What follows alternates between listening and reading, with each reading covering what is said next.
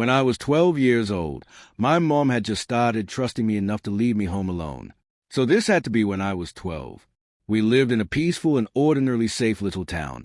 Quiet streets, spacious yards, friendly neighbors, and a charming little village with a bunch of shops and restaurants. It really is not a place where you need to look over your shoulder at night if you're walking alone or anything like that. It just feels safe, which is part of the reason my parents trusted me home alone at such a young age. I still live with my parents today in the same house. The night in question, it was a weekend. My parents were leaving me home alone for the night. When we were really little, my grandparents would watch my older sister and me.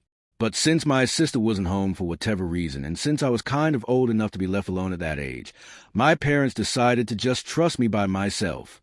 My parents had us young, so they've always been a bit more active in the sense that they'd often travel or go out on the weekends with their friends. They left me some money for pizza for dinner. It was the ideal night for a 12 or 13-year-old. House to myself, video games all night, and pizza for dinner. I used to be obsessed with James Bond video games when I was a kid, so I was playing some game called Nightfire for like my third playthrough on my PS2.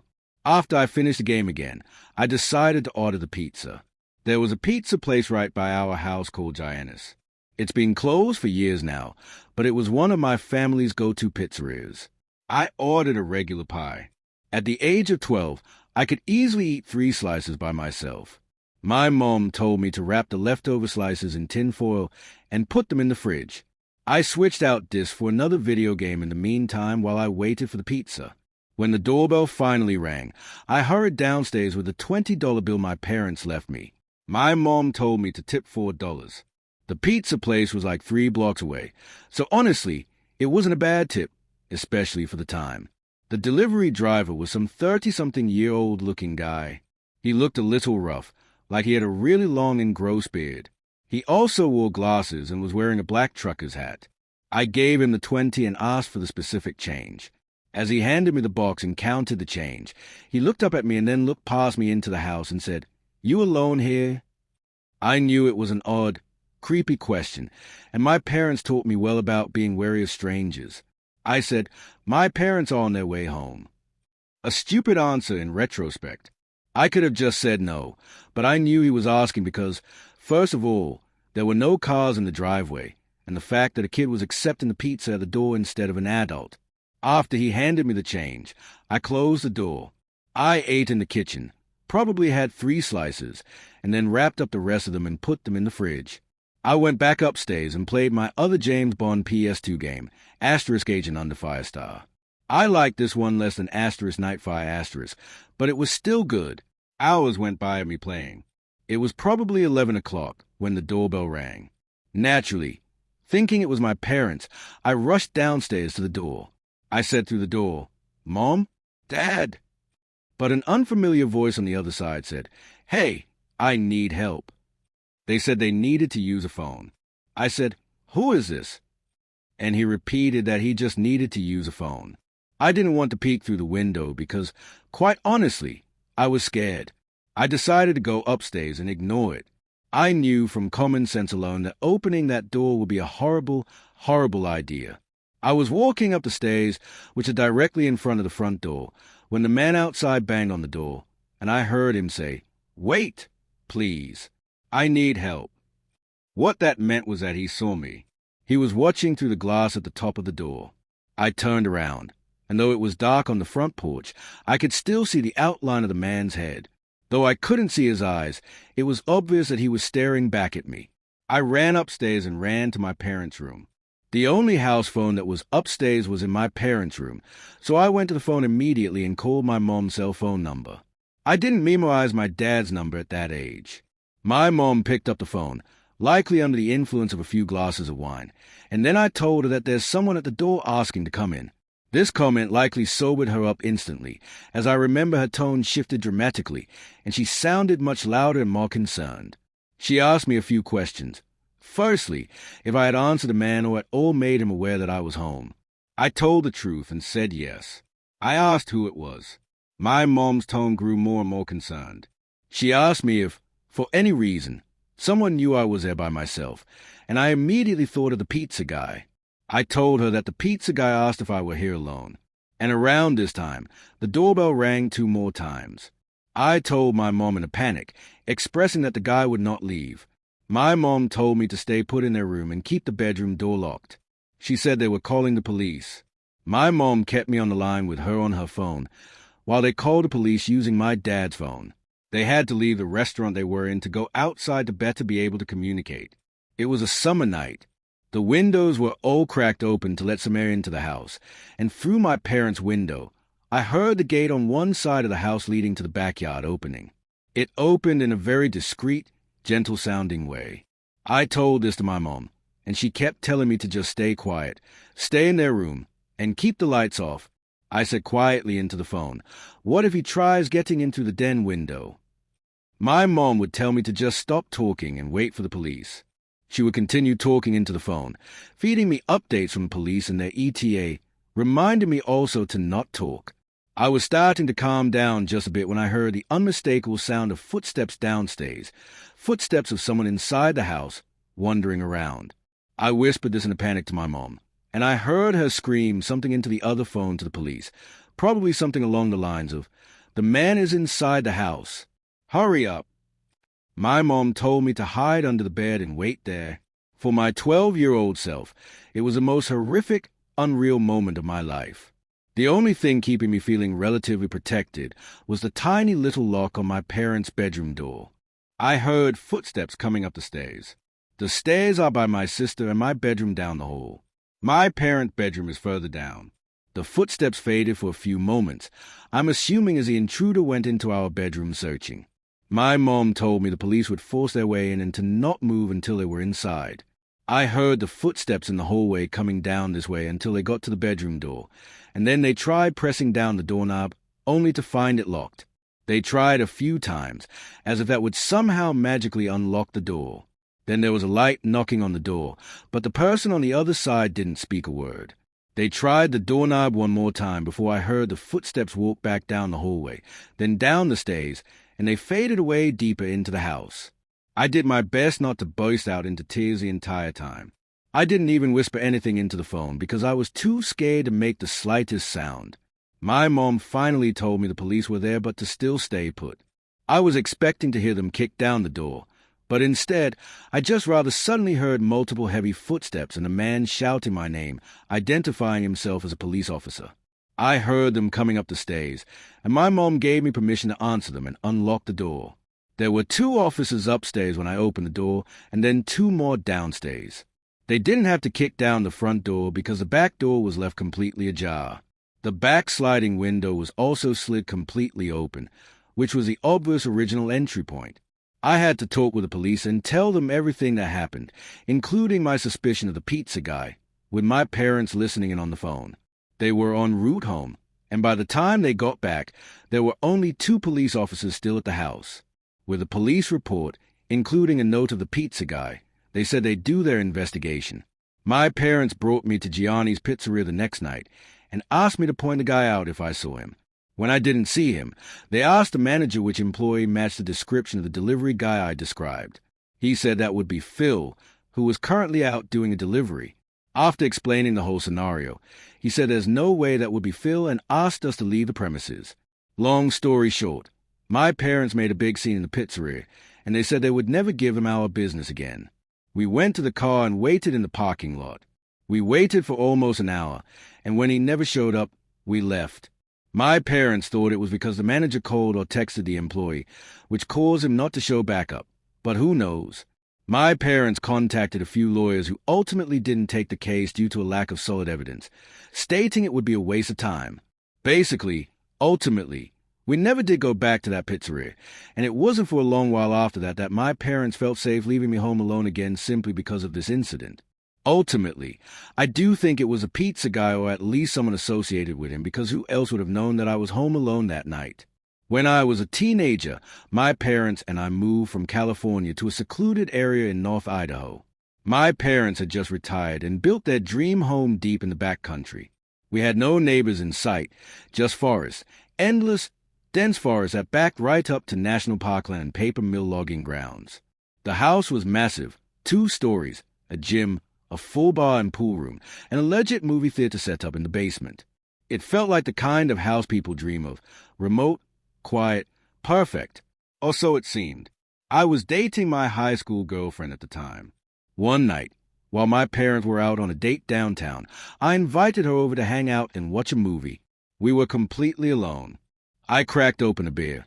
I was underage but figured no one would care, and we headed down to the movie room to watch Asterisk Gladiator star. Everything started out normal, but somewhere around the midpoint of the movie, maybe close to midnight, something switched in me. Out of nowhere, I was overwhelmed with this fight-or-flight feeling. It was like my body sensed something my brain couldn't see. My heart was pounding, and I kept glancing at the uncovered windows behind us that looked out into the pitch-black woods. I didn't want to freak out my girlfriend, so I kept it to myself. In fact, things got a little heated between us during the movie, but the whole time, I couldn't shake the feeling that we were being watched. I didn't know from where, but I knew. After the movie ended, I walked her upstairs and out to her car. The house was dead quiet again. She drove off, and I turned to go back inside when I remembered I had left the bar, pool room, and movie room lights on. So I went back downstairs. I turned off the lights in the movie room first, then paused. My eyes drifted to the large window that looked into the backyard, and that's when I saw him. A man. He looked homeless. Wild hair, filthy clothes. But what froze me in place was his expression. He had the biggest, creepiest smile I've ever seen, with wide, staring eyes that looked absolutely deranged. And in his hand was a knife. He was gently tapping it on the glass, over and over. At first, I thought I was hallucinating. I slowly backed away and went to the barroom to shut off the rest of the lights. That room has a sliding glass door that also faces the woods. I flipped the switch and watched in horror as a man calmly walked from the window to the door, still smiling, still staring. At this point, we were less than a foot apart, just a glass between us. He didn't try to get in. He didn't move at all. He just watched me. I went upstairs without a word. Right then, my parents were walking through the door. I told them, I think I need to go to the psych ward or something. I swear I just saw a guy with a knife watching me outside. My mom went pale. My dad's eyes narrowed, and without a word, he went to the gun safe, grabbed his rifle, and stormed out to check the property. I asked my mom what was going on, and she said there had been a few break-ins in the area. A guy wandering through the woods, trying to get into homes. The description you gave matches exactly. The police were called, but they didn't find anything. No signs of entry, no footprints, just cold, black woods. That should have been the end of it. But it wasn't. That night, as I tried to sleep, I could hear a light tapping sound beneath me.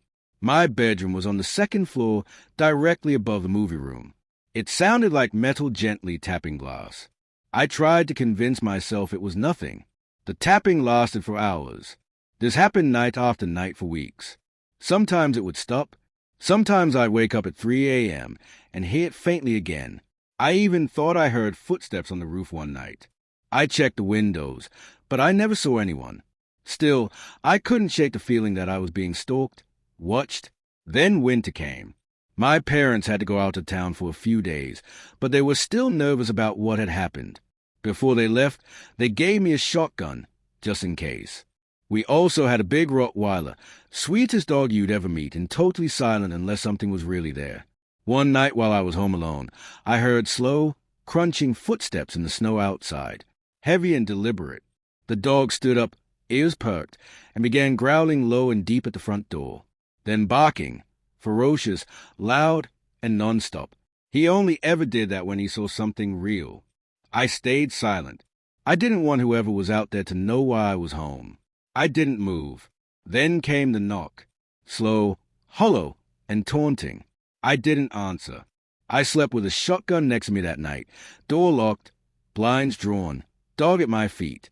The next morning, I went outside and saw something that made my stomach drop. Footprints. Fresh human footprints. They circled the entire house. They stopped at every single window, like someone was trying to look in, searching for me. I followed the prints around the property, and they eventually led into the forest. I followed them maybe half a mile before they started to zigzag, veer off, loop back, like whoever made them was trying to throw me off their trail. I turned back. Something told me it was a bad idea to keep going. That night, the tapping came back. Louder this time. I knew it was him. I unlocked my door, grabbed my shotgun, and stepped onto the second-story deck. I flipped on the fog lights that illuminated the backyard. There he was. Same man, same smile, same dead eyes. He was holding the knife again, staring directly at me like he could see through me. I raised the shotgun and shouted, "If you don't leave, I'll put one right through you." He didn't move or flinch, just stayed, unblinking, grinning. I fired a warning shot into the air, and I finally got a reaction. He staggered a bit, then slowly backed into the woods, still facing me. That's when I decided to unleash the dog. I sprinted downstairs, threw open the sliding door, and let him loose. He bolted into the forest like a black missile, barking and snarling. I'd never seen him that aggressive. He had a shock collar, so he couldn't go far, but I like to think he'd chase that guy off for good, because after that night, I never saw him again. This happened in March of 2022, during spring break. I was in my second year of college. My friends and I, 6 of us total, decided to rent a cabin out in South Carolina for a few days just to get away from everything. No school, no stress, no phones. It was supposed to be one of those quiet trips where you drink too much, play music too loud, and maybe make some memories you'll laugh about later. There were 4 of us guys, me, Matt, Chris, and Tyler, and 2 girls, Jess and Sarah.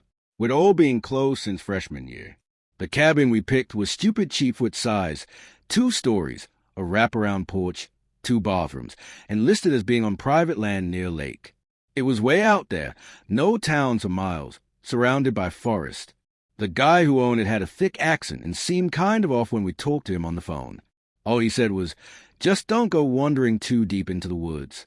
Some old stuff back there, wells, busted fences, snakes.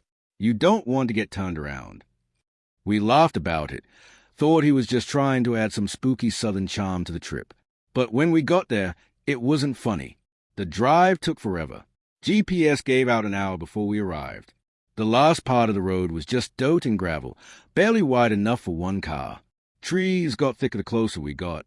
When we finally saw the cabin, we all kind of went quiet. It didn't look like the pictures. It was older and dirtier. The windows were dusty, and a few of the shutters were hanging off by the hinges. There was this faint smell outside, like old garbage and wet wood. We brushed it off and made jokes, said it just added character. We unloaded, claimed rooms, and started drinking. By 7 p.m., the first night was fun. We grilled outside, cranked music from a Bluetooth speaker, and played some card games. By 11 o'clock, it got cold, so we moved inside. That's when I noticed how dark the woods were. I don't mean just nighttime dark, I mean complete blackness. The porch lights barely lit up more than a few feet, and the trees were so dense it felt like they were pressing in from all sides.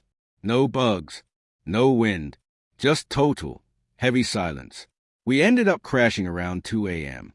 I had one of the rooms on the ground floor, right next to the kitchen, small and just a bed and a window facing the woods. At around 4:15, I woke up. No reason, just wide awake, like someone had poked me. I lay there for a second, heart beating fast. Then I heard it. Asterisk tap. Tap. Tap.asterisk. I thought it was a heater at first, but then it repeated, steady, non-metallic, non-mechanical. It sounded like fingers. I looked at the window, and there was a man standing there. He was pressed up against the glass, face almost touching it. Pale skin, wild hair, no shirt, just staring in. His mouth hung slightly open, like he was breathing through it. His eyes were wide. He didn't blink. He didn't move. He just stood there and tapped, soft and slow, like he was trying to tease me. I felt like my body locked up. Then the tapping got a little faster. I whispered for Matt, who was sleeping on the couch outside my room. I said his name again, louder. He woke up groggy and asked what I wanted, and I just pointed. He looked over, saw the man, and immediately jumped up, knocking over the coffee table. That must have scared the guy off, because by the time Matt turned the porch light on and ran outside, he was gone. We all got up, The girls were terrified. Tyler tried to convince everyone it was just some drunk local messing with us. Chris said maybe it was a hunter who got lost. But I knew. It was that guy, watching me. He wasn't lost. We blocked the doors, moved the couch in front of the big living room window, and took turns staying awake for a few hours. Nothing else happened that night. The next morning, we went outside. There were footprints, bare human footprints, circling the entire cabin. They stopped at every window, every single one, even the little one above the upstairs shower. That should have been it. We should have left. But we didn't. We were dumb and stubborn, and we stayed. Night 2 started the same. Drinks, music, fire pit, but the energy was different. Everyone kept glancing at the woods. Just didn't drink, and Chris kept his hunting knife on his belt. When we finally went inside, we locked every window and double-checked the doors. Around 3:30 a.m., Matt went to the kitchen for water. He stopped in the hallway and called my name. I got up and saw him standing there, pointing. There was someone in the kitchen, the man from before. But this time, he was inside, naked. His back was to us, covered in long, raw-looking scratches. He was standing in front of the fridge, staring at it like he didn't know what it was. He made this slow, swaying motion, like he was rocking on his feet. Matt didn't speak. He just backed up. We all gathered silently at the hallway entrance. I had a pocket knife. Sarah had the fire poker. Chris grabbed one of the chair legs he'd snapped earlier trying to be funny. We turned on the light. The man was gone. The back door was wide open, but it wasn't broken. It wasn't forced. It was just open. We left 20 minutes later. No one argued. We packed only the basics, wallets, keys, phones, and drove through the woods until we had enough signal to call the sheriff. When we met the deputy at a diner off the highway, he didn't look surprised at all. He asked if anyone was hurt, then said, "Yeah, we had some trouble with folks squatting up in those woods. Not always right in the head." We tried to explain it wasn't just some homeless guy. This man watched us, came back 2 nights in a row, and had a key or somehow got inside. The deputy just nodded, like he'd heard it before. When we mentioned the owner, his face almost implied that he knew the guy. The listing disappeared a few days later, completely wiped from every rental site. We never got answers. We never got a call. We never even got our deposit back. But that face, the way he looked at me through the window, I still see it sometimes when I wake up at night. We don't talk about that trip much anymore. But as far as I know, none of us have been back to South Carolina since.